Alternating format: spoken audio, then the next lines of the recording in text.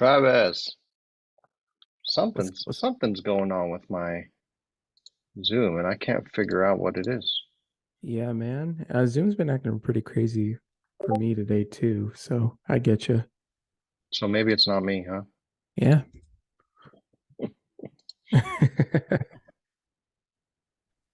The world against you. Well, no, so social platforms, I guess. Yeah. Let's see. What happens if I...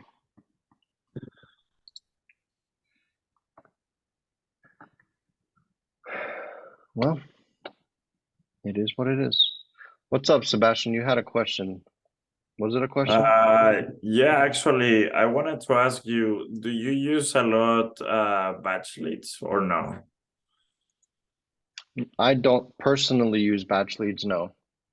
Because I saw that some properties is pretty accurate on the information, but then I also found a pre-foreclosure that it's not listed, and I'm wondering if it's a good something that already passed or something that is actually nearby. Interesting. Tell us about it. It's in Phoenix, Maricopa County. You know So what? the reason there, Do sorry. this. Let me do this just a second. Everybody, this is Travis. Travis is the privy man, the king of privy. Is that a good way to say it? Uh, I'd say so. Good to meet you, Travis. Nice to meet you, Sebastian. Travis is going to be helping us figure out how to use Privy in a way that is awesome. You know what? Give me 1 second, Travis. I am going to pop you into Facebook and I'm going to stream into Facebook. Let's see. Share in my group. This is the Creative Real Estate with Pace Morby. Go live. Give it 1 second to generate. Almost there. Almost there.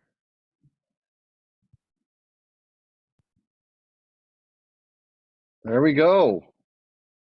We are live. Travis, before you start Mhm. showing us all things Privy, the amazing world of Privy, tell us a little bit about yourself, who you Yeah. are in the community, and then I am going to defer to you. Do some Privy training, Mhm. um, help us out with some underwriting and comping and that sort of thing. We're all Mhm. dying to learn. Mhm. Um, if you have anything you want to run by me, I'm here for you. Otherwise, I'm gonna let you do your thing. Sounds good. We have a Um, we have a hard stop like around 9 o'clock, but if you feel like you're gonna finish earlier than that, then no problem. okay. Yeah, sounds good. So again, this is an open forum, so I try and pay attention to the chat. So if you guys have questions as I'm going across it, just put it in the chat. I don't have Facebook pulled up, so if you guys can come into the Zoom, that'd be great. But put it in the chat and I'll try and answer the questions as I'm going through it. So a little bit about me. My name is Travis. I've been in Sub 2 since September. So not a long time I've been in Sub 2, but I remember I got started in this community doing the Elephant Challenge back in July. My primary market is Omaha, Nebraska, because that's where I live. I'm currently here taking care of my mom. She got done with her chemotherapy treatment, so I've been in town making sure that she's okay and just doing that kind of stuff. But I have dabbled in Indianapolis, but my primary markets are Nebraska and Dallas Fort Worth. Kind of I would say my avatars, and if you haven't figured out what your avatar is, you definitely need to do that first. But my avatars are direct to agent. I do agent outreach predominantly. I am a visionary, I'm an underwriter, and I'm a JV partner. So any questions that people may have about underwriting, whether that be coming to comping deals. Hey, how do I find comparable ideas, market analysis on Privy, anything and everything that you may have questions about, including creative underwriting. I'm here to help, so always reach out to me. I'll go ahead and change the name on my Zoom to put my Instagram there so you guys can send me a message on Instagram if you have any questions. I'm always happy to help out. I actually can't figure out how to change my name, so give me a second here. Beautiful. So I'll put my Instagram handle in the Zoom. So if you guys have any questions about that, you can always reach out to me on Zoom or Facebook. So Instagram or Facebook, I'm always happy to help out. Just shoot me a message. Tell me, hey, I saw you in the Zoom that one time doing that Privy thing. Can you kind of help me underwrite this deal? And I'm happy to help out. So I'm going to start sharing my screen here again. So Rob, it has me disabled to share my screen. So if you can kind of enable that for me, that'd be great. But again, awesome. Great. So I'm going to be going through Privy here, just really basic stuff, try to narrow it down. So it's really tangible and digestible to anyone who's going through Privy and has questions about it. So simple navigation. Once you actually download Privy, you'll see a lot of buttons, a lot of tools and everything like that can get really confusing. But basically there's a guide up here. So this is the entire United States, as you can all see. We have blue dots. Blue areas means that there's direct to MLS access. So that means it's probably going to be the best opportunity for you to find some on-market deals, because you don't have to go back and forth between Zillow, Redfin, or anything like that to find some information about properties. It's all on there and it's connected to the MLS. The red dots are MLS coming soon. There's no way to tell exactly when the MLS is going to come, but it's basically an indication that there's going to be some MLS data coming soon. Benson has been getting all those kind of markets because every single state has its own MLS that it has to go through. So he has to go through every single one of those MLSs to try and make sure that he can get access to it. So obviously we see some of those. And then all of the yellow areas are third-party listing data. So if you try and look it up on Privy, it's going to have a link for you to click on and the actual houses that will take you to a third party, which is Redfin, so you can actually look at the property. So if your primary market is one of these yellow dots, Privy is not going to be as useful as a tool for you. That's not to say it's not a useful tool for you. Basic navigation on that sense, that's how you can kind of look at with your markets going. So if you've been paying attention to the Elephant Challenge, we use Privy as our primary tool. So when you're using Privy as your primary tool, you definitely want to be in these blue dot areas, because it makes your life so much easier when it comes to comping, and makes your life so much easier when it comes to taking a look at the information that you need to formulate a good offer. Okay, so that's kind of the basics of what you look at when you first come in here. So I'm going to try and go through how I would come up with a deal on any particular market. I'll do one that I haven't been in, just to kind of make life a little bit easier. Let me go ahead and pull up the chat here just in case any questions come up.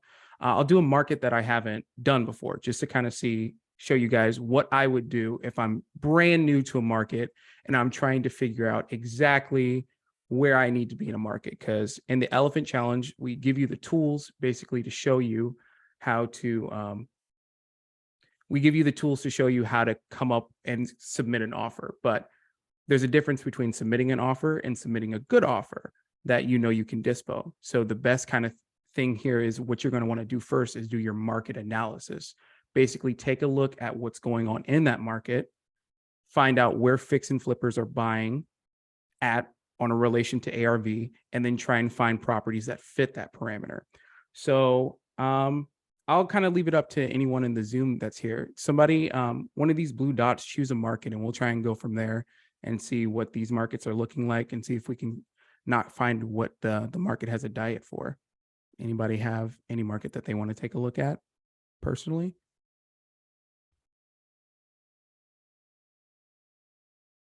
Just throw it in the Zoom chat. Vegas, I see Vegas. So let's go ahead and take a look at Vegas. Just kind of take a look and see what's going on in Vegas. Okay. So we want to get a broader outlook and take a look at what's going on in here in Vegas. So I want to make sure that my as a clean slate. We want to reset everything. So what I did is I just went over to the filter and I reset everything. Just filter and reset just to make sure I'm resetting everything. Great. So we have Vegas here. We see we have a lot of blue dots, and what these blue dots represent are investor activity. So when we're looking at a market that we want to take invest into, we want to stay inside of these giant blue dots. So as you click on a blue dot, it will zoom you in.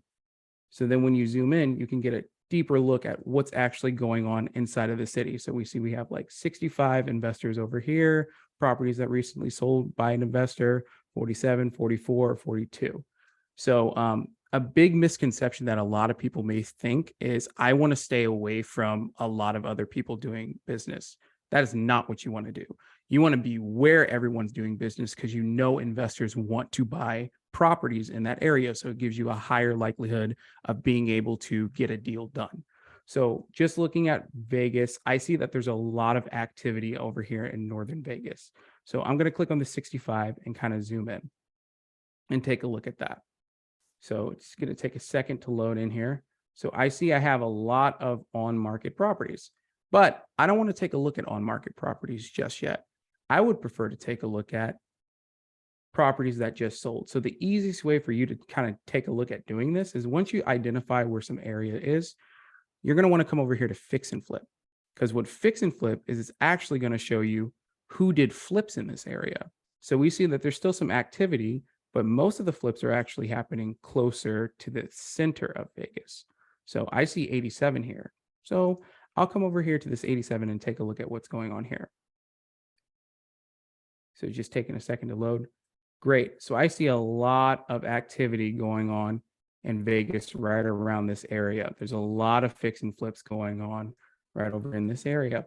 So what I'm going to do is I'm actually going to take a look at some of the flips over just that are showing on my screen, just to kind of get an idea of what the diet or what the diet for the market is. Like, what am I trying to be at, right? So right here, ARV, it defaults to 75% attached single family in the past 6 months.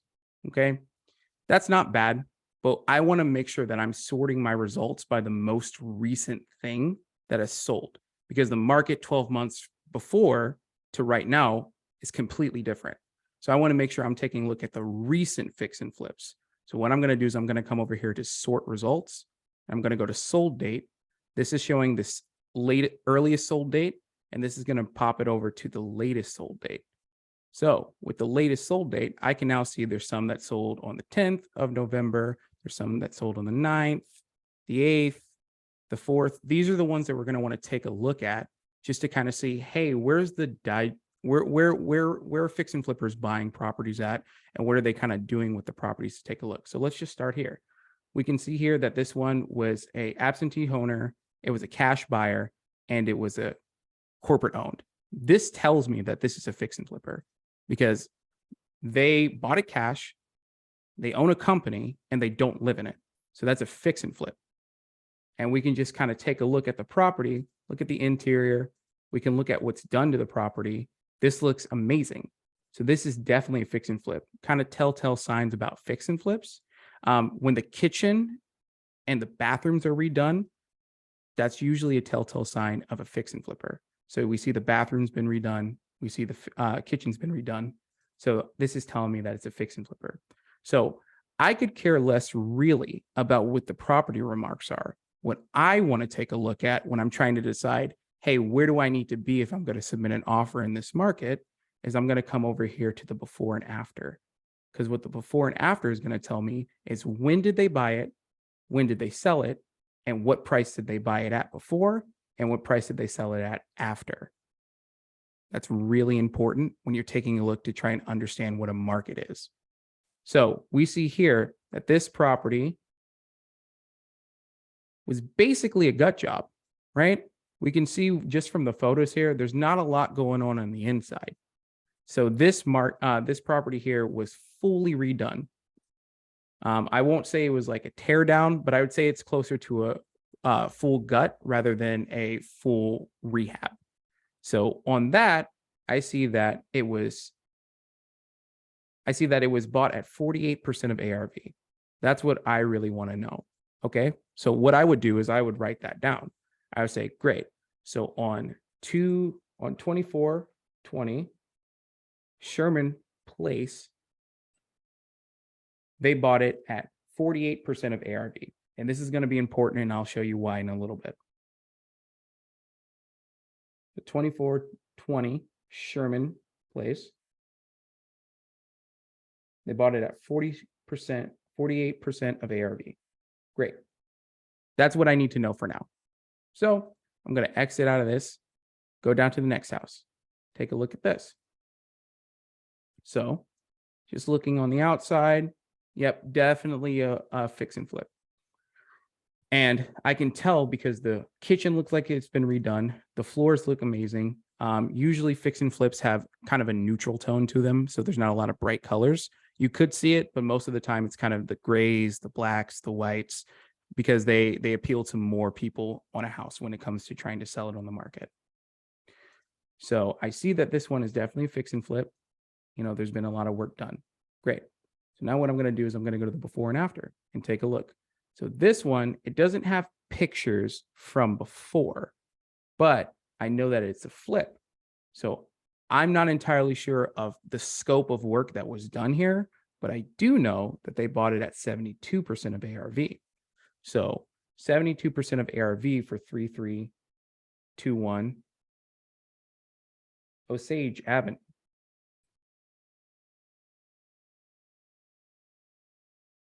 Just looking from the exterior, it looks like they did the work on the outside, but I don't exactly know what the work on the inside is. So I can't solidify say if this was a basic rehab, this was a gut job, or this was a lipstick remodel. That's important. So I'm going to go down to the next property here. Take a look at it.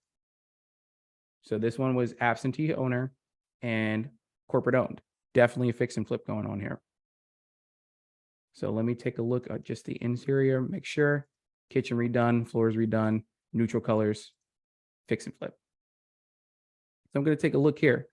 I don't see what was done before, but this one is 65% of ARV. Okay. So this one was bought at 235 and sold at 360. That's 65% of ARV. I'm going to write that down. 6489 Mountain Mesa Avenue.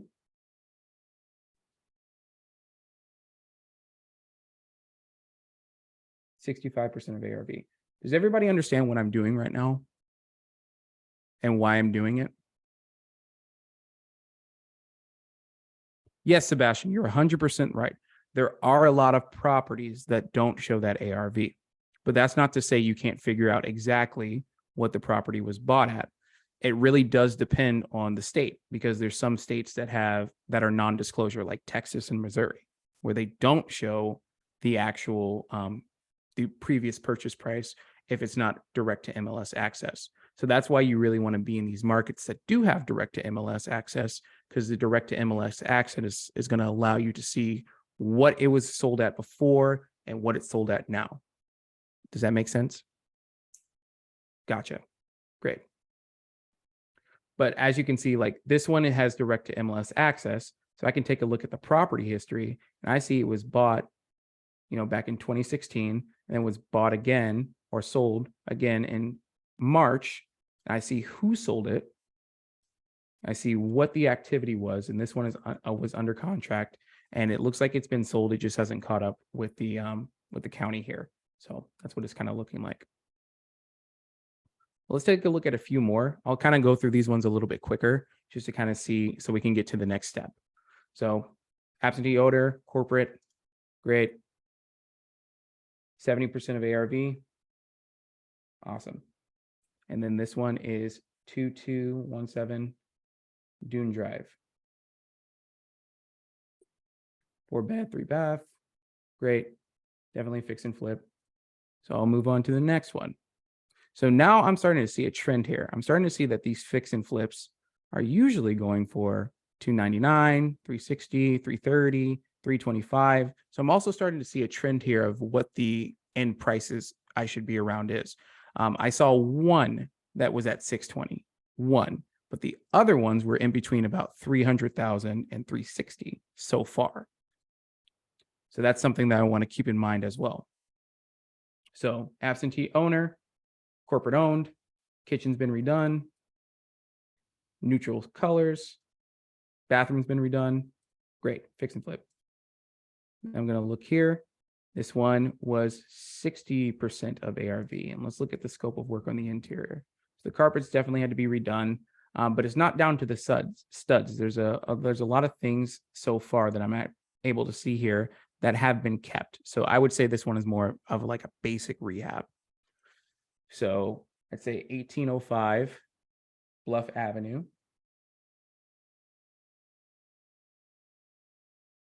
And that was at 60% of ARV. Okay. So I'll do about 2 more and then we'll kind of move forward. So this one was sold at 1.8 million.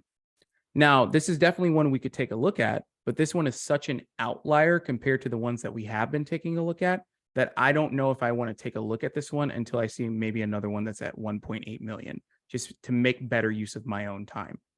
So we have one here that's 347,000. Great.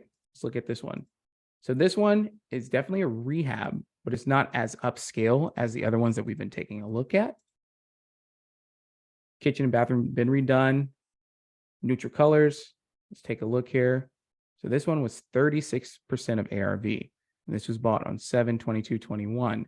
So this one wasn't even bought this year. So maybe this was an owner occupied that they actually went in there and they did something to it and then relisted it on the market. I'm not entirely sure, but this one is technically bought and sold within a year, but there's a year, more than a year of difference between the two. So maybe I'm not taking a look at that one. So let's take a look. Ooh, I like this one. 335,000, absentee owner, corporate owned, kitchen redone, bathroom redone, neutral colors. Great. So then I see on this one, it looks like this one was boarded up a little bit. So it was at 54% of ARV. And this was 513 Bowman Avenue.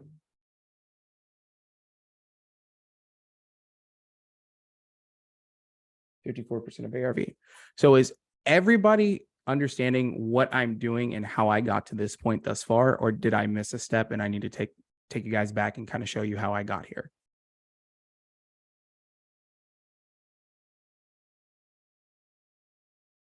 We good? Great. Awesome. So I'll take a look at maybe one more. So this one's 300,000. Great. This one looks like wasn't that deep of a rehab. So let me take a look at the before and after. This one was bought 5/11, 2022, sold 10/21, 2022. I don't see the pictures from before, but I see that was bought at 73% of ARV. Okay, great. So now what I'm able to see, just from the houses that I have taken a look at, I'm able to discern 2 things. One, the flippers are usually trying to get an ARV in between 300,000 and 360,000. At least from the past 6 that I've taken a look at, 5 of them have been in that price range. And then I'm able to take a look and say, what are flippers wanting to do? I've seen 1 gut, maybe 2, but definitely 1 gut, and the rest of them look like they've been basic renovations. So I'm able to tell myself, okay, great. If I want to do some deals in the Vegas market, I want to have an ARV in between 300,000 and 360,000. I maybe want to stay away from the full gut jobs and kind of stick towards the basic rehabs where they can make a healthy spread on it. So now I'm going to take a look at my actual ARVs. I'm going to take a look at the percentage of ARVs that I've gotten thus far. I have a 48% of ARV. That one was a gut. I have a 72% of ARV. I'm only able to assume that that one was a basic reno. I could be wrong, but I'm only able to assume that. I have one that was 65% of ARV. That one was a basic reno. 70% ARV, basic reno. 60% of ARV, basic reno. 54% of ARV. That one was boarded up. So maybe it needed a little bit more work on a gut. And then we just had this last one at 5163 Starter Avenue that was at 73% of ARV. So now that I've done my market analysis just a little bit, what I would recommend is you usually do about 10 to 15 properties and you take a look at all over Vegas to get a bigger idea. But I want to kind of condense this so we don't take up too much time on this. So I'm able to take a look at this and I'm able to say, okay, great. So most of the deals that I've taken a look at thus far are in between the 65 to 75% of ARV. All right. Now, these were bought back in April, July, May. So maybe I tell myself, okay, great. What was the market like back in April, July, May? And what is the market at right now? Maybe I adjust for that a little bit, 5 to 10% of ARV. So then I take a look at that and I say, great. I probably want to be, if I'm going to make an offer to someone, in between 60 to 65% of ARV. And here's why. If I'm going to get a deal under contract, I need to make sure that there's enough of a percentage spread for me to market it to a buyer and for it to still be appealing, right? Because if I go out and get it locked up at 70% of ARV and then I try and wholesale it to someone and it's now sitting at like 75 to 80% of ARV, that's no longer a deal for a fix and flipper. And you could also run into some trouble with gator lenders who may say, hey, this isn't a deal, so I don't want to put my EMD on this because it doesn't make sense. So you want to make sure that you're setting yourself up for the most success by doing what you're doing. So now that I have that in mind, I want to take a look at finding some on-market deals. So there's two ways that you can do this. One, you can just say, find me similar deals. And this is going to find you similar deals to what you've already been taking a look at. My favorite way to do this is I'll take a look at the filter. Okay. I'll take a look at the filter. I take a look at the active. Okay. Now I'm going to go ahead and drop this down to 70% of ARV. And the reason that I want to do it is because when you're starting to talk with agents, there's a huge difference between trying to get a 10% price drop and trying to get a 20 to 30% price drop on the current price of it. So you want to set yourself up for the most success and set yourself up to have the best conversations, to have the best use of your time to find deals. So then I want to take a look at it. And most of the properties that I kind of noticed had at least 3 bedrooms on them. Some of them were 4, some of them were 5, but they at least had 3. So I'll try and filter in my search just a little bit. So they had 3 bedrooms. They had 2 baths. I don't really care as much about the year built. And I want to take a look at how many days on market have they been sitting. So within the first 30 days on market, agents aren't really open to hearing a significantly lower price.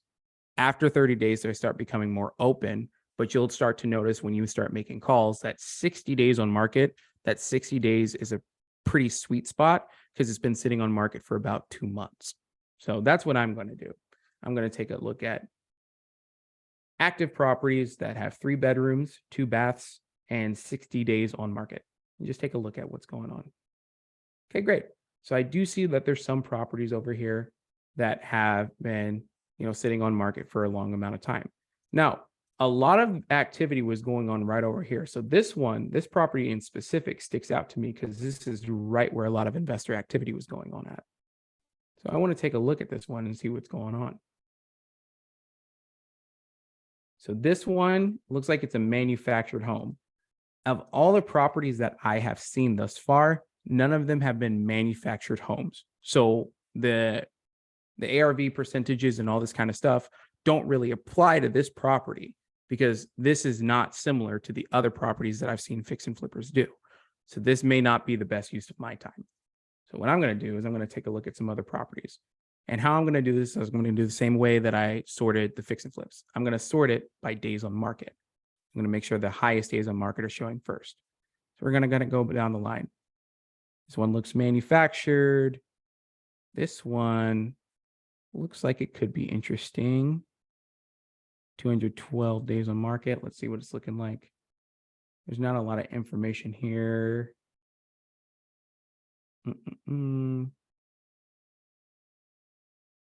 Looks like it has a carport. So this one might be a manufactured home as well. So I'm going to kind of zoom out just a little bit and kind of take a look. I still want to stay in this area because I know there's a lot of opportunity here. So let's take a look over in West Las Vegas area. Let's look at this one, see what's going on with this one. Okay, this looks like a cute house.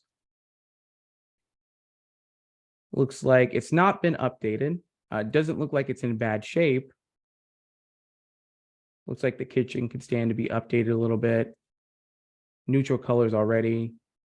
Bathroom. So it's a 4-bed, 2-bath, 1,300 square foot. And they just dropped the price $10,000 on the 3rd. Okay, great. So this one is one that I might take a look at. It's been on the market for 60 days. They just did a price drop. You know, it's owned by a corporation and they bought it cash. It's 4-bed, 2-bath, kind of fitting the parameters that I want. And it is at $250. So, you know, and it could easily, if it's fixed up, it could go for $300 to $360. I don't know yet, and I'll show you how to take a look and verify that. But let's take a look at this and kind of see how we are going to sort through what the ARV comps are. So right here, what Privy does that's really nice is it will automatically pull up a CMA, which is referred to as a comparative market analysis for you. And this is what agents will use when they're trying to determine, hey, what can I list a property at? And if you ever call your realtor and say, hey, what can I get for my property? They'll just pull a CMA from the MLS and tell you, hey, there's houses around you selling at this price. But what Privy does, it will sort it by a couple different things. It will show investor activity. It will show regular sold. It'll show things that are under contract, and it'll show things that are active right now. So I want to take a look at some of the investor stuff here really quick and see what's going on here. So the investor activity, we see that these are a little bit further away, but they're still within a half mile. So they're not too far away from the property for it to be, you know, something that's appealing. So I want to just take a look at these ones. So I see that my property kind of looks like has a little bit of a backyard, and it has basically kind of a ranch house, if anything. So I want to take a look at these ones, and I just click on this little eye to show up these other properties. Okay, so is this one even comparable? Not really. I mean, the houses look completely different. So I probably won't even use this one as a comp because the properties look completely different. And learn from my mistake, I have tried to sell deals to buyers where I say the bed and bathrooms are dang near the same and it has the same square footage. But the buyers will tell me, yeah, but the houses look completely different. That's not a comp. So you want to kind of find things that look similar to the property. So this one kind of looks similar to the property. So let's try and take a look and see if we can get any information about it. So we can't really get any information about it. We could go and view the external listing. Before I do that, I want to take a look and see if there's some other sold houses that are similar. Okay, so how I'm going to sort through the sold houses. What Privy does is it automatically pull houses that are similar to it, but I'm going to still sort it down just by a little bit. So I'm going to take out anything that is, I want to get as apples to apples as I can, meaning same bedrooms, same bath, same square footage within 10 years built. That's what I want to try and get to so I can take a more deep look at what is actually a comp for me. So this one is 1,300 square foot. So let's just go ahead and sort it by bed and bath. So these 5 bedrooms probably aren't going to be good comps for me. So 5 bed, 5 bed, 5 bed, 5 bed. Because we have a lot of 4.2s that we can pull from that we maybe don't even need to use a 5.2, right? And I'm going to take out these 3 1s and 3 2s as well, since I have plenty of 4.2s to kind of take a look at. But I may pull them back in at a later time. It just kind of depends on what my comps are telling me and if I need more data or not. So then once I take these out, and how I'm taking these out is I'm just clicking on this little eye. And what this little eye does is it just hides it from the CMA. So I can take a deeper look at what this is. So great. So now that I got the bed bathroom count, I want to make sure that the year built is within 10 years. So we see that we have a ton that are within 10 years. So we don't necessarily need all these other ones. So we have 1956, 1995, and 2019. Great. So now we can take a look at the square footage. So the only square footage that's really sticking out to me as something that isn't similar is just like 1152. But this one says it's an investor, so I might take a look. But I see this one right here, and this one seems to be that it could be a really good comp. It looks similar to the house that I've already done, and it's within 8 miles. It's within 0.08 miles. However, this is something else that you want to take a look at. When did it sell? Because that's really important.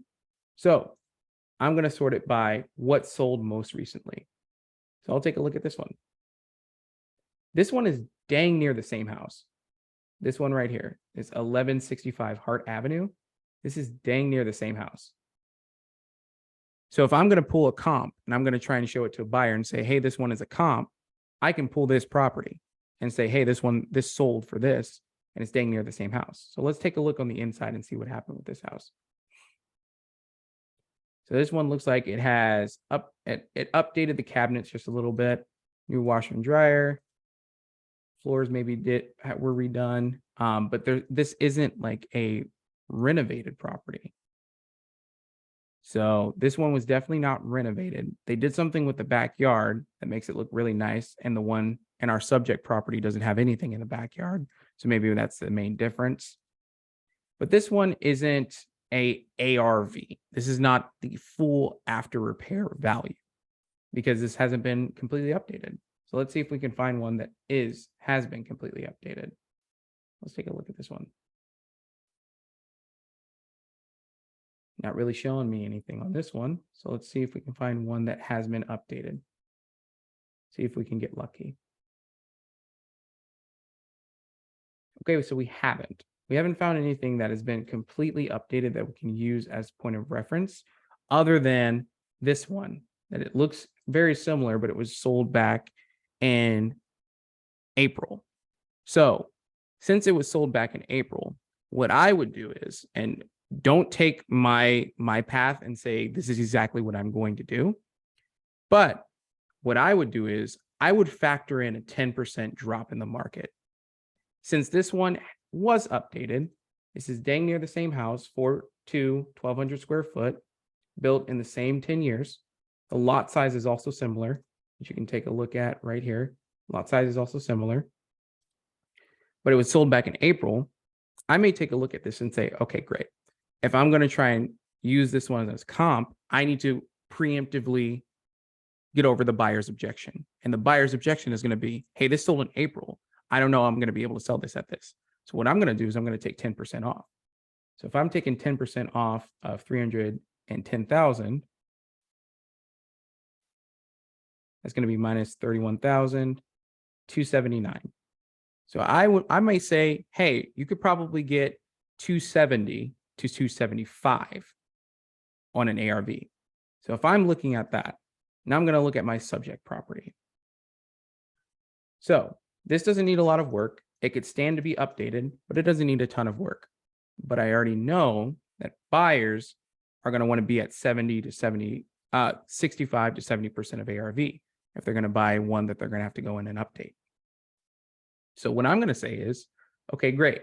I know I need to be at 270 to 275. This is already at 250. So what I'm going to do is, before I comp this deal, I'm going to take a look at the active properties, see if anything is actively on the market that has been updated close to this one to see if my ARV would actually make sense. So this one is not a comp. This one is not a comp.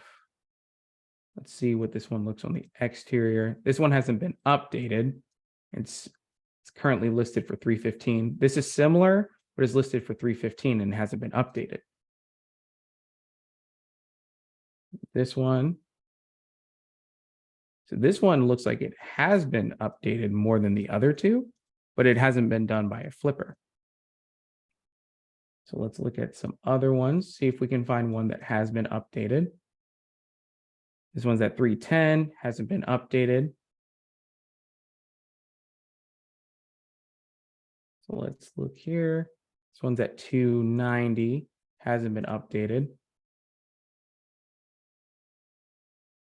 This one doesn't look to have been updated either. I'm not going to waste my time with that one. Okay, great. So there's nothing that has been updated that is actively sitting on the market. So I'm going to kind of go off of my 270 to 275% of ARV. Okay, great. So 270 to 275. And I don't know if you guys can see it, but I have my calculator pulled up. So what I'm going to put in is I'm going to put in 275. And then I'm going to multiply that by 0.7. That's where I need to be at. That already tells me that my offer, or where I can market this to a buyer at, is 192.50. That's what that tells me. I can market this to a buyer at 192.50. But I need to go ahead and factor in my wholesale cost. Okay, so if I want to make $15,000 in a wholesale, I'm going to subtract 192.50. I'm going to subtract from that 15. So my maximum allowable offer on this, if I'm going to try and call in and get a deal done on this on-market property, is going to be 177.50. However, I might leave myself a little bit of room for negotiation, because usually when you submit an offer to an agent, they come back with a counter, this, that, and the other. So I might want to leave myself a buffer of maybe 7,500. So I might call into the agent. No, so Kevon, great question. Don't you have to factor in rehab costs? No, you don't. Here's why. You don't have to factor in rehab costs because at the beginning of the Zoom, we were taking a look at what flippers bought the property at. Flippers bought the property and then they did the rehab after. So if a flipper bought a property at 70% of ARV and then did the rehab and then relisted it, that purchase price versus the sold price, in between that, they already do their ARV. They already do the rehab. So you're just looking at what did they buy it at versus what did they sell it at. So that's why you don't have to factor in the rehab costs. It just makes your life a little bit simpler. You could kind of go through a comping where you're factoring in the rehab costs, this, that, and the other. But that can get really confusing for you. And it can give you analysis paralysis. So I'm trying to make this as easy as possible. I see that flippers are buying houses at 70% of ARV. And I see that they're reselling them and they're doing their flip in between. So I don't necessarily, it's not as big of a concern for me of, did they buy it in between? I know that they bought it at 70% of ARV. So I may even want to leave them a little bit of room. So as I said before, they were buying it at 70% of ARV before. So I may go back actually, and I may say, okay, my ARV is 275, but I want to leave them a little bit of room to make it even more appealing to like a buyer. Maybe a buyer who's like, oh, I'm not actually looking for something right now, but I want to bring them a deal that maybe says, actually, I may take this on. So I may do 275 times 0.65. And that tells me that what I need to market it to the buyer out at is 178.75. So then I'm going to take off maybe $10,000 for an assignment fee. And I know I need to be at 168.87. So I may call into the agent and put in an offer at 165. Now, what I did here is I basically realized that, hey, the buyer could easily, once they flip this, sell it for 275. And how I'm doing that is because I found one comp that says 310, and that sold back in April. I took 10% off of that and called that my ARV. Now, this isn't the best way to kind of do this. Ideally, you want to be looking for more comps, but this is just for an example to show you what I would do, right? So I might call into the agent and say, hey, so I see this property has been sitting on the market for 60 days. I have an offer for it, and I know I can move it at this price. How motivated is your seller? And then the agent will tell me, how motivated their seller is. And, and based on what the agent says, I'll just basically tell them, hey, is it okay if I submit an offer to you? I'm definitely looking to buy it. I want to send you this offer so you can present it to your seller. And then you can kind of go through the path of the elephant challenge. I'm not really here to kind of show you how to submit an offer to an agent. I'm here to show you how you should come up with that offer price using Privy. So I say here, I may save this one and come back to it later. I may spend, like 3 hours a day actually comping properties and then come back to those properties later and write down my offer price so I can actually give a call to the agent later. So on this one, I may leave the note, maximum allowable offer, $167K, starting $160K. Right? So that's what I'm going to tell myself, leave myself a little bit of a note here. So when I come back to this to call the agent, I've already got my notes here of what I've done already. And then what I'm going to do is I'm going to favorite this. Okay. So I favorited this. And so what that does, I'll just show you here really quick. When you go to your lists, you can take a look at your favorites. Okay. And then you can add a list. So I may call this list Las Vegas. And how I did that is I came over here to my lists. I did add a list and I have Las Vegas here. So now what I can do with this property here is should be able to add this to the list. And where did that go at? I favorited it. I want to add it to my list.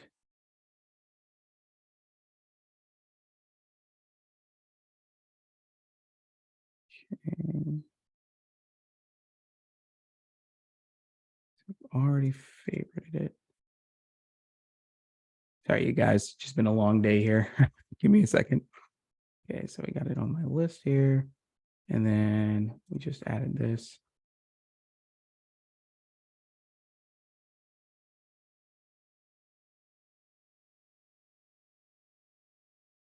Great. So I just added this to my list. So now this is in my Las Vegas list. And how I did that is I came over to favorites. I just did add to list, add to property list, clicked on Vegas, and I saved it in.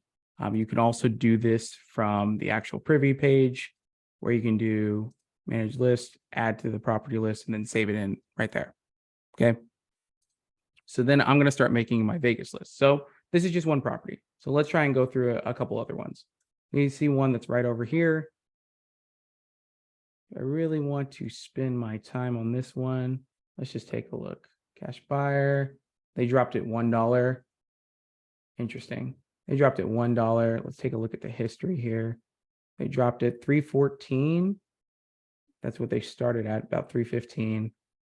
Okay, great. So this one, it looks like they've been doing a lot of price drops on this one. So this one may be one that I want to take a look at. I see that they bought it for $267. I may take a look, and this one looks like it may be a foreclosure actually. Notice a foreclosure. There's a default. Okay, great. I want to take a look at this one, see what I could put an offer in on this one. So what I did is I just came down to the comps. I'm going to take a look at the comps. So I see that there's one investor activity right there. It's not really what I want to take a look at. So now I'm going to get rid of all the non-apples. I want to be as apples to apples as I can be. So I might keep these two in here because these are flips. And this one was done in August. I might keep this one in here and take this one out. Okay, then we have 4453. Okay, great. So 42. And so now I'm going to take a look at square footage, see which ones are not really in the square footage that I need to be. This one's kind of outlier. Great, great, great. Year built. Awesome. And then now I'm going to take a look at the sold date. Okay, great. So this one right here is a 4.2. This one has one more garage, same year built, same exact square footage. And let's see if I can get some more information about this one. So this one Looks like they did new floors. They did not update the kitchen. Maybe painted a little bit, and it sold for $310. Can't really get a good look at the exterior, so I don't know how much of a comp this one is. So I may take a look at this one. This one is definitely one that has been flipped. Bathroom hasn't been updated, but the floors have been redone, and it looks like the kitchen was redone. Exterior, I don't know if that's the same exterior as this, so it doesn't look like it, but let's see here. Okay. So how close does it look to this one?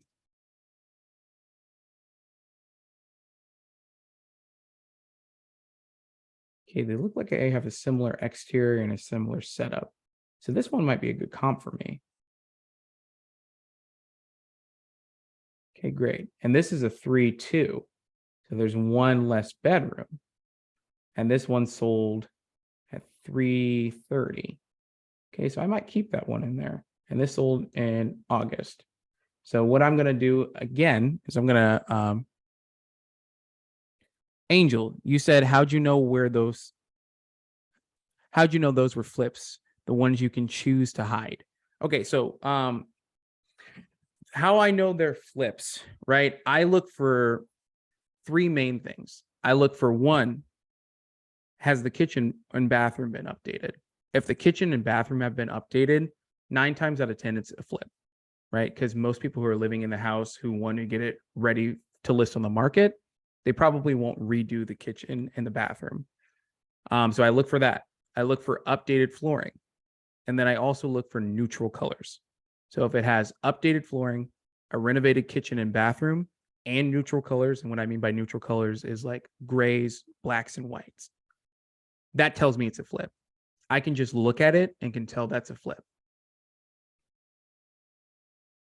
Does that make sense, Angel? Okay, awesome. Great. So yeah, so this one is a flip.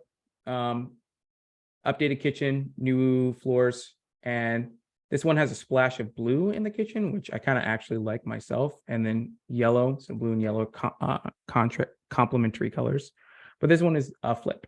So this is going to tell me that this is $330. You know, I may be able to get this as a price. So let's take a look and see where this is in relation. About 0.37 miles away.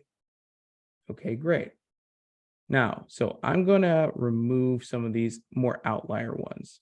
This one's an outlier, a little bit too far away. This one's a little bit too far away. Kind of want to stay below 0.4 on this one because I have a lot of comps. I want to try and get more niche. These ones were sold back in May. Don't really need this. Back in June. Okay, great. So now I have 3. Okay, great. So this one, same bed, same bath, exact same square footage. We already know that this one hasn't really been updated, but it's in all right condition. This one has been updated, and this one has also been updated.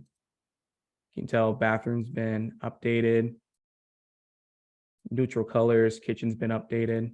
You see how I'm kind of figuring out that this may have been a flip, new floors. So this one may have been a flip. Maybe, I don't know for certain, but you know, this is kind of what I'm getting. So I can see that all of these are kind of selling in between 310 to 330, but this happened about 2 to 3 months ago. So since it was 2 to 3 months ago and the interest rates have come up about twice since these have happened, I may make a 5% adjustment. So I'm going to take 320, which is halfway between. I'll say 320 times 0.95. And how I got 0.95 is I'm taking 5% off to factor in. So if I just keep the same ARV, it's going to be ARV times 1. If I'm taking 0.05 off, ARV times 0.095. Does that make sense? I didn't lose anyone with that.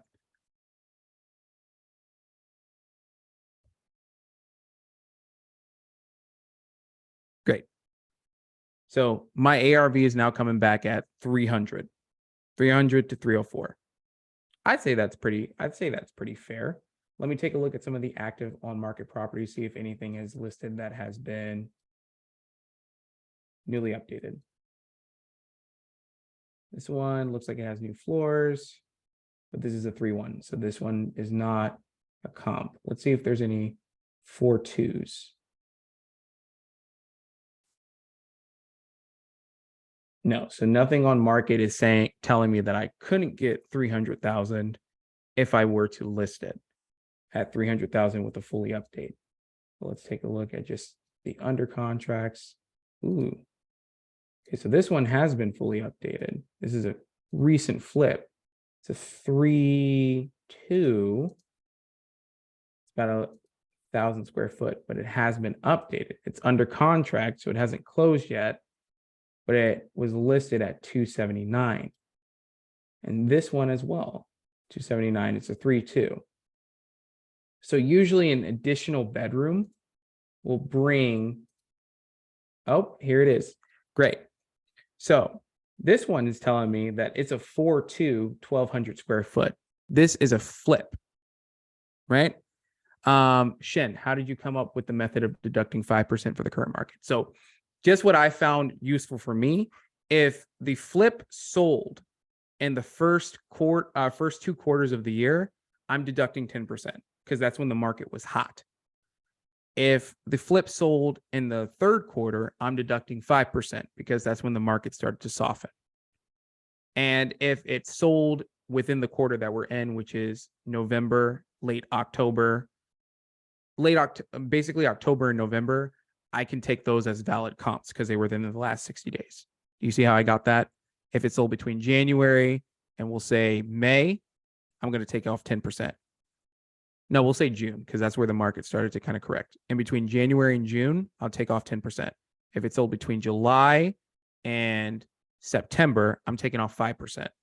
And if it sold between October and November, I can take that as a comp, like as a comp as is. You see how I got there, Shen? Or no? Make sense? Why 10 or 5?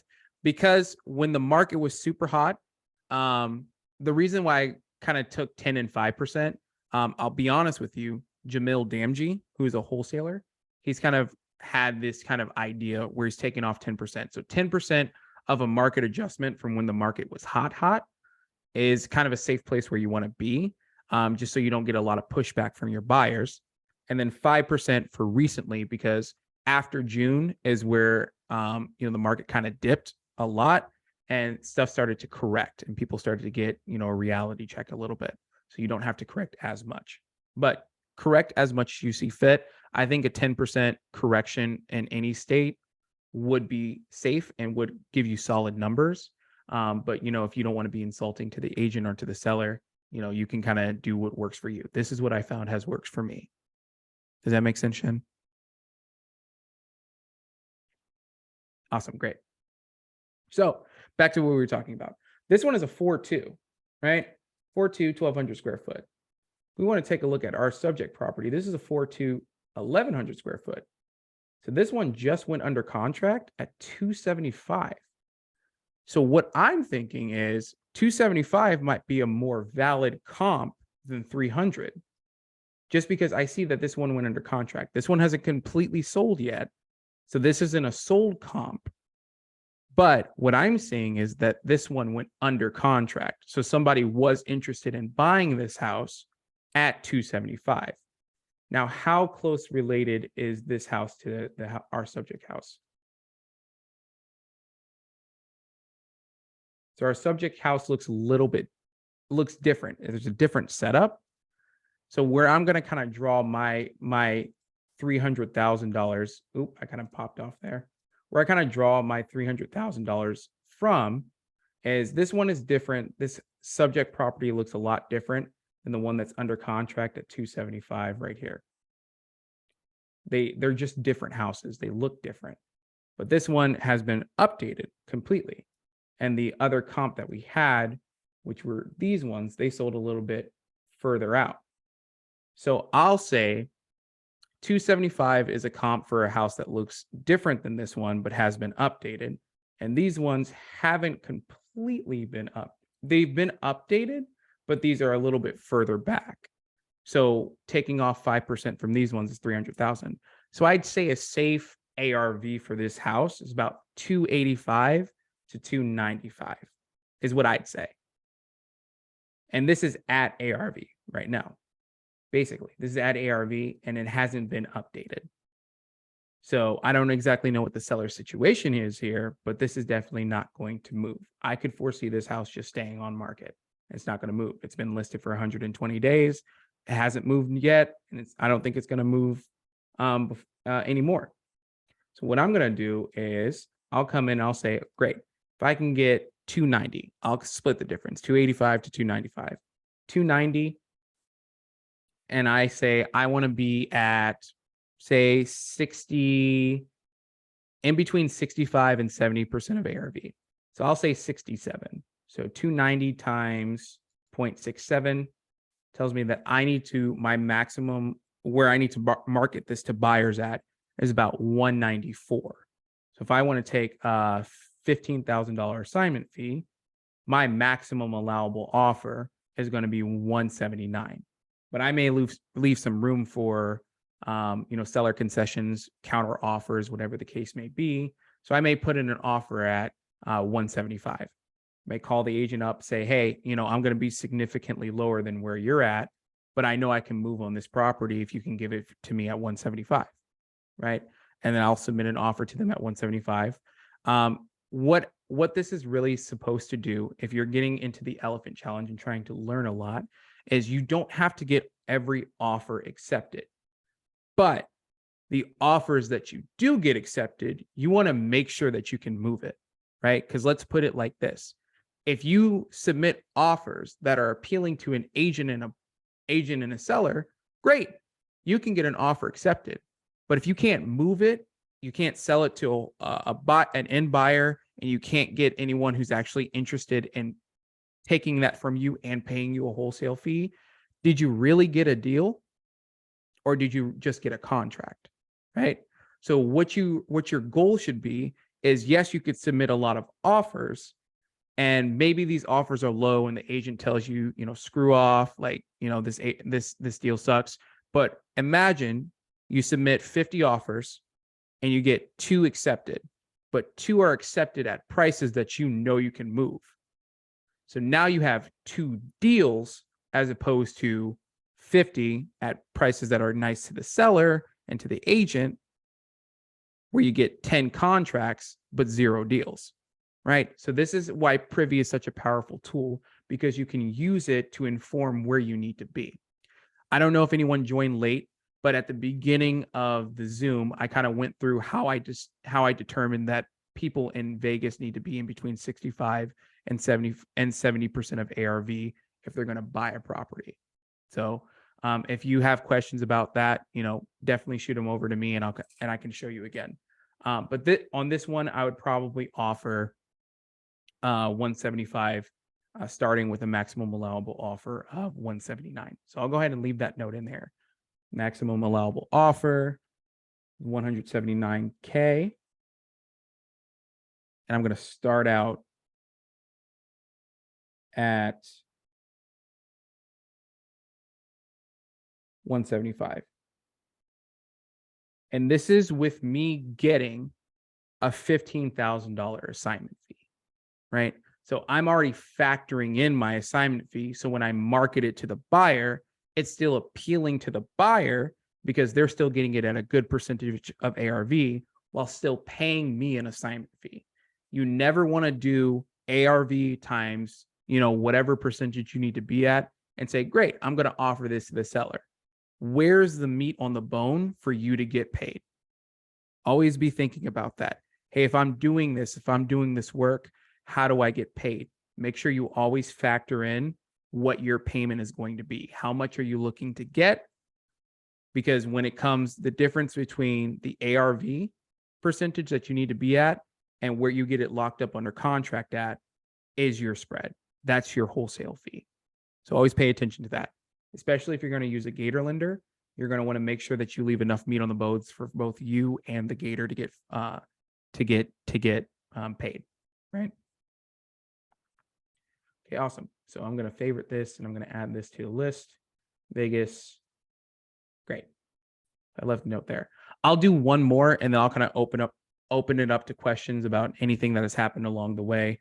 And you guys can kind of let me know, if you want me to go over something else. So we'll kind of take a look here and we'll take a look from this end. So a lot of the properties that have been listed longer than 180 days, I tend not to take a look at them because I've tried to call some of these properties, but these properties, usually the agent is so far gone from the property, they don't even care anymore. So they don't even answer their phone. So I try and stay away from these properties that have been listed for 180 days. You can definitely give it a try if you want to, but I try and stay in between that 180 to 60-day mark. So I'll go down to one of those. Okay. Let's take a look. Which one do I want to take a look at? Ooh, I like this one. This one is in between 300 and 360. Is there a lot of pictures I can take a look at? Welcome to your property you've been waiting for. Okay, so this one, maybe not. Let's take a look and see if I can find one that is okay. Do you make offers to any rehabbed houses that's not moving? No. And here's why. For the Elephant Challenge, the purpose of the Elephant Challenge is for you to be making cash offers. So think of it from the end of the buyer, right? Unless your buyer is a person who wants to landlord out, most of your buyers are going to be fix and flippers. If the property has already been renovated and it's still not selling at the ARV that they have it at, how deep would you have to go in order for the fix and flipper to make money? Really deep. So it doesn't make sense because there's no opportunity to add value. What we're looking for are things that could stand to be updated or could add value to increase the price. So that way the end buyer can make money. End buyers can't make money on properties that have already been renovated and are no longer moving. Does that make sense, Shin?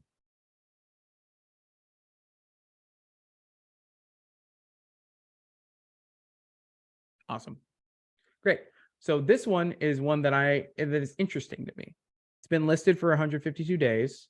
Current list price is $359. So let's take a look on the inside. This carpet, I absolutely hate. I do not like this carpet, but this one is like an oldie but a cutie. It could definitely stand to be updated. I'm sure everyone could agree that this one could definitely stand to be updated, but I could already see potential in this. So I want to take a look at some comparables and kind of see where we need to be. So we have one investor that obviously bought it at 365, put some work into it, and is trying to sell it for 744. So I know no matter what, my ARV is not going to be 744 because this one has just been sitting. It went inactive and it didn't sell. So I'm going to take a look at some other things. I'm going to take a look at comparables, apples to apples. So these 2 2s, these, I might actually want to do that one. So I'll show you guys how to bring back anything that you've cleared off. What you do is you just click reset. And this resets the entire comparative market analysis. So if you accidentally click off one that you didn't mean to click off of, so say, for example, I clicked off of this one and I was like, oh, shoot, I wanted that one back. I just reset it and it comes back. That makes sense? Cool. Great. So I'm going to take a look at apples to apples. So 5.2, maybe, but this one sold back in March. So I really don't want this one. 4.3, maybe, and this one sold back in August. So I might keep that one in there. 4.2, this one is 4.2, 4.3, 4.3. This one sold back in May. Don't really want that one. 4.2, 4.2, 3.2. So now what I'm going to do is I'm going to take a look at the 3.2s, and the ones that have recently sold, I might keep those ones in there. But anyone that hasn't recently sold, I'm probably going to get rid of just for some more looks at everything. get a deeper understanding. So the only 3 tunes I'm actually going to keep in here are things that sold in October, just for a reference point for me. 3, 2. Okay.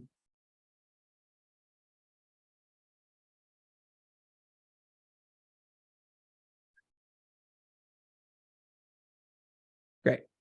So I got kind of sorted down here. So now I'm going to go by sold date.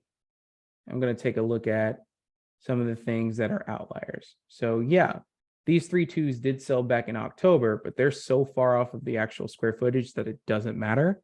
I'm going to take this one out. I'm going to take this one out.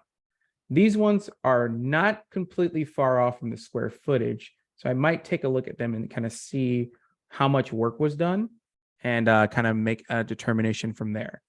And this 4.2 right here was built in 1989. So it's not within 10 years or grace period of like 12 years of the year built. So it doesn't really make sense for me to keep this one in. Okay, great. So now let me take a look at some of the stuff that we have kept in. So let's take a look at this type of house. What does it look like on the outside? Okay, so it's a little cute house. So this is a 3.2. Was there any work that was done to it? No, this one was probably bought by someone who's a homestead buyer, not really a fix and flipper. So not really something I want to take a look at. This one is just far off a price. So let's take a look at this one, because this one looks like it's been done nicely, maybe. Okay. So nothing really stands out to me that says this one is like a fix and flip per se. It's definitely better than the house that we are currently looking at, like our subject property. It looks nicer, but it's not a flip per se. So let's take a look and see if this one maybe is a flip. No, so these ones aren't flips. So there's not a lot of flips that are going on around here. So maybe this one isn't really worth my time because I'm not seeing a lot of flipping activity. Could be wrong, but I'm not seeing a lot of investor activity either. The only investor activity I see is one that is not moving. So maybe this isn't the best use of my time. Let's go to a different one. Ooh, this one's a 3.2, currently at 230. Okay, great. Could stand to be updated. You can see that from here. Let's take a look at the comparables. Okay, so we have one that was listed and is built in 2000. It was listed in 10/8 on October 8th. So let's take a look at the sold dates on these ones. Let's get rid of the outliers here. Boom. Don't really want these ones in there. Okay, great. Let's look at the year built. Year built. These ones are so far off of this year built. Doesn't even make sense. Okay, great. And let's look at the sold date. Okay. So this one, let's take a look here. Okay. So what I might do with this one is this one looks like it's not been completely updated, but it is in really nice condition, right? So if this was completely updated, this one may be an ARV at 370 approximately. Could be wrong, but let's take a look here. What I might do here is nifty trick that you guys can do. This CMA will only pull in properties that are similar to this one. What you can do if you want to see a little bit more data is you can click on this little button right here, and it's under the comparables tab. This button right here shows all activity. So this expanded from about 27 sold properties to 54. And then I might sort it by investor activity. You just kind of take a look at what some investors are doing. So great. Now I'm seeing investor activity around here. And it may not be a similar property in square footage, but I'm able to get a more clear idea of what might be happening. So I might take a look at the year built. So we got some 2000s around here. So this one is 2004. This one is 2000. It sold in July. Okay. Let me take a look at this one. See what this one looks like. Yeah, so this one was definitely flipped. But this is a manufactured home. I don't believe. No, it's not. It's not a manufactured home. Okay. And what is our house here? If the non-renovated comp still sold, why is it logic not worth my time? Versus this is an opportunity because things are selling here. So it really depends on you, right? For me, for the buyers that when a buyer's asking me, hey, what is ARV? They're asking, hey, if I spend my money to fully repair this house, what could I get for it? If you don't have any comps that really show what you would get for fully repairing a house, do you have an answer to their question? No. You could say, I don't have an ARV for you, but I know that this property that's in nicer condition sold for this amount. But does that really inform a buyer on what they could get for it? A lot of buyers will do their own comps and just kind of make sure. But when you're trying to figure out what your offer needs to be at, how does that help you if you don't know what the ARV is supposed to be? Right? If we want to make sure that we're doing good offers, we want to make sure that we're coming up with at least some sort of touch point for our ARV to know where we need to be at. And if we don't know the ARV, we don't know where we need to be at. I hope that cleared some things up.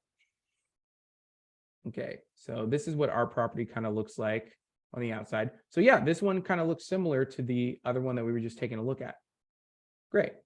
So this one sold for $260.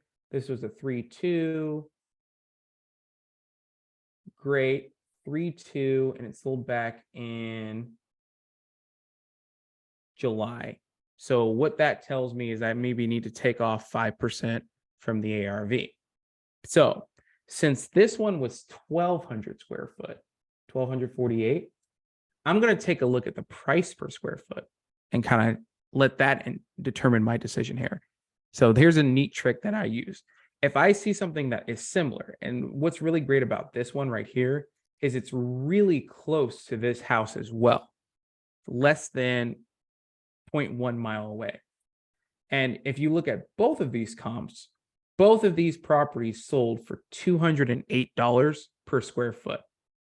So what that tells me is once this is repaired, this may be able to sell at $208 per square foot. So it's going to take a little bit of extra math, but it's going to help you get to where you need to be. So if I have $208 per square foot, I'm going to do 208 times 1680. Kind of tell me where I would be. So ARV may be $349.40, $349,440. But I'm going to take off 5% just to give myself a little bit of a buffer. So if I'm taking off 5%, I'm going to do multiplied by 0.95.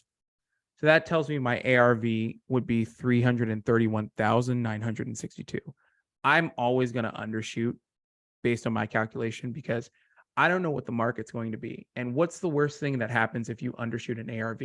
The buyer gets a better deal. And if a buyer gets a better deal, you have a higher likelihood of dispoing the deal. So I may say ARV is 325, right? Give myself a $5,000 buffer. So if my ARV is 325,000, let's look at the scope of work that needs to be done on this house. So not a lot of work needs to be done on this house, but it has been listed at 141. So 325,000. If I'm going for, say, I want to go for 65% of ARV on this one, I would need to be at $211,025. So this is great. I'm glad I found this opportunity, right? If you come back and your calculation is already close to the market price, there's one of two ways that you can think about it.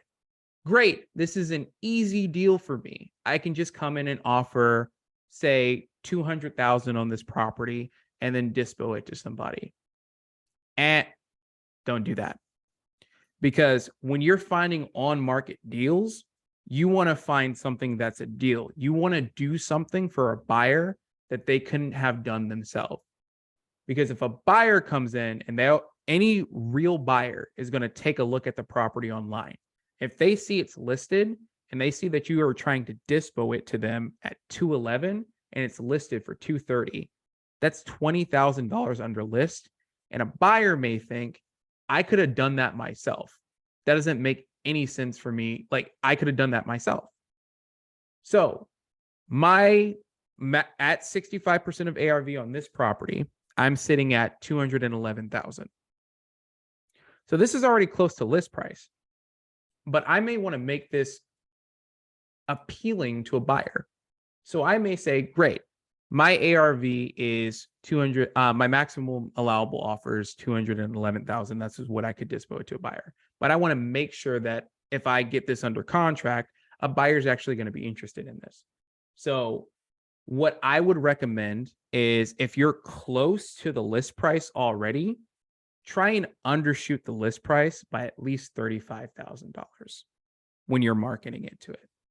So if I am trying to undershoot the list price by $35,000, this is going to leave me at $195,000. And I say I want to make $15K on the property, that's going to put me at $180,000. So I might come to the agent and say, hey, I like the property. It looks nice. It definitely could use some updating.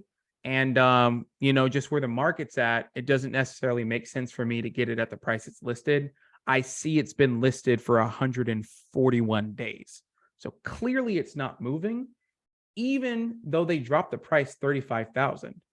So since they dropped the price 35,000, there may be some motivation to sell here. They started out at 275. They're at 230 right now. So there may be some motivation to sell here. So I might come in and I'll say, hey, I'll go ahead and offer you 180. I know it's lower than what you're expecting, but I know I can move on it if you get it for me at 180. Say they accept the offer. I can then market it to a buyer at 195. And how the buyer is going to look at it and say, great, there's an opportunity here for me to buy this property. It was listed at 230 and I'm now getting it for 195. I'm saving $35,000, which $35,000 in a property like this could really go a long way to kind of help with the renovation costs. So that makes their spread wider. So I may come in and say, great, my maximum allowable offer is going to be 180 because I want to make $15,000. But I may start at 175.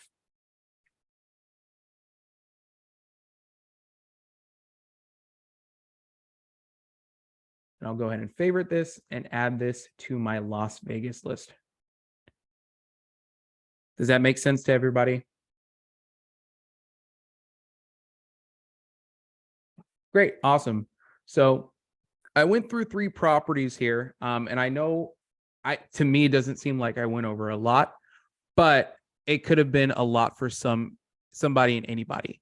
So I'm going to kind of open it up to Q&A at this point and kind of ask you guys if you guys have questions about anything that I've done, or you guys have questions about, how I got to where I got to. And then Rob, if you want to come back in, and kind of help with this, you can as well. I don't know if you're still here, but, if anyone has questions, I'm happy to help.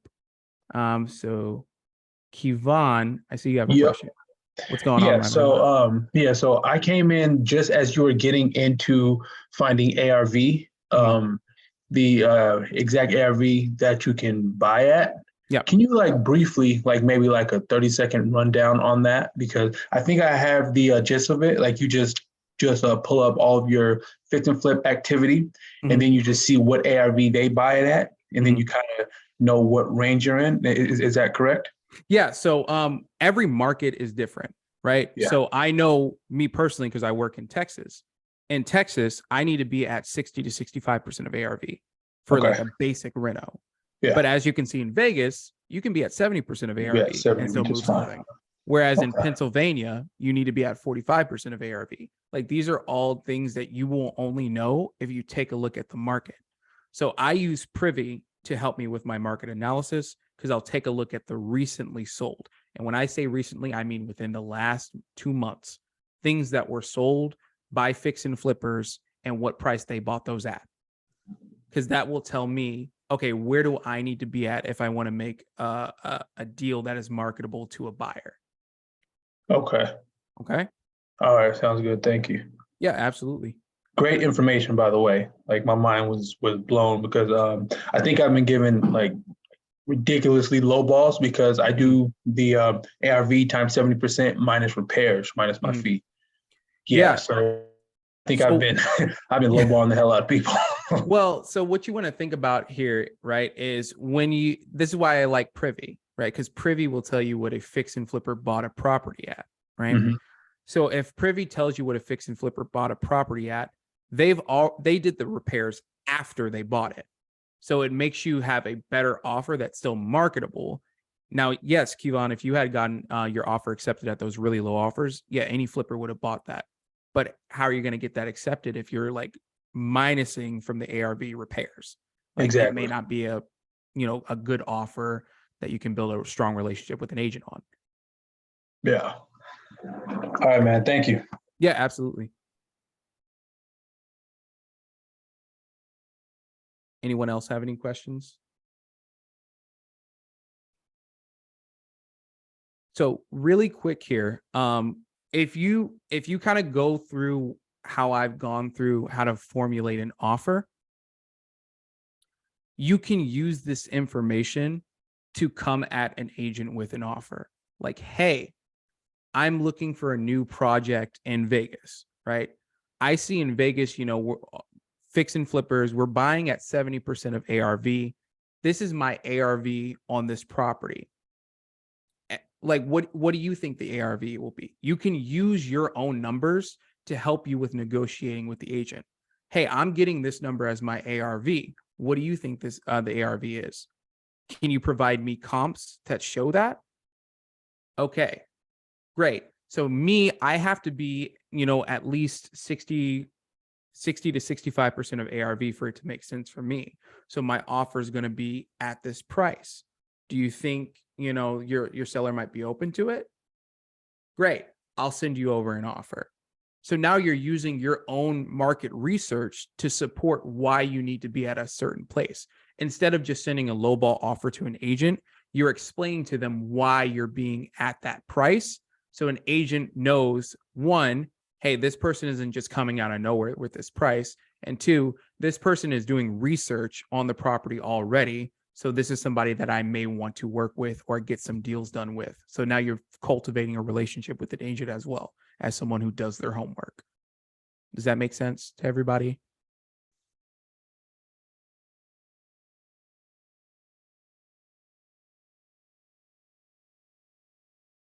Great. Awesome. Thanks, guys.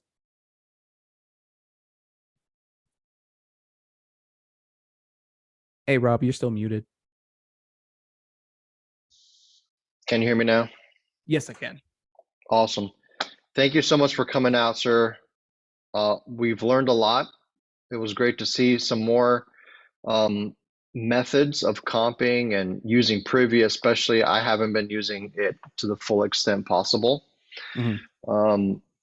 Really appreciate you coming out. We'd like to have you back again. Absolutely, if you're open to it. Yeah, absolutely.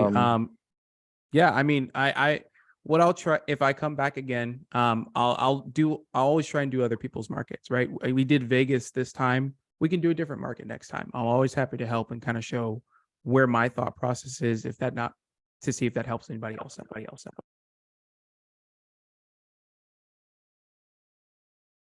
Perfect. Thank you so much for everything. This will be posted. How can people get a hold of you? Yeah. So if you're in the creative financing group chat, if you just look under the members, my name is Travis Banks. You can find me pretty easily and just reach out to me. I'm on Discord. I'm an elephant leader. So you can reach out to me that way. And then my Instagram is at travisd.banks. Shoot me a follow and we can always chat and help out. If you ever have any questions, hey, like where do I need to be at on this property? Whatever the case might be, I'm always happy to help. Always happy to help you kind of with numbers any way that I can. Of course, man. Thank you so much. Appreciate it. This will be posted to my YouTube channel You can follow me pretty much everywhere that I exist on socials. You can use that same handle at the Rob Sema, Facebook, Instagram, YouTube, Discord, wherever it is, I'm there. This will be posted hopefully in 24 hours, by tomorrow is what I tried to do. Mhm. My Elephant Zoom is same time, same place every Tuesday night, 7 p.m. Central Time, 6 p.m. Arizona time. Follow us, reach out to us, like, subscribe. If you need help with numbers, if you need help with deals, both Travis and I can help you run numbers. We can help you put a deal together, structure a deal. We can help you even dispo deals. We even have Gators who can help out with EMD funding, double closing, that sort of stuff. No problemo. We appreciate you guys. Have a fantastically beautiful week. See you guys. Have a great one. See you guys.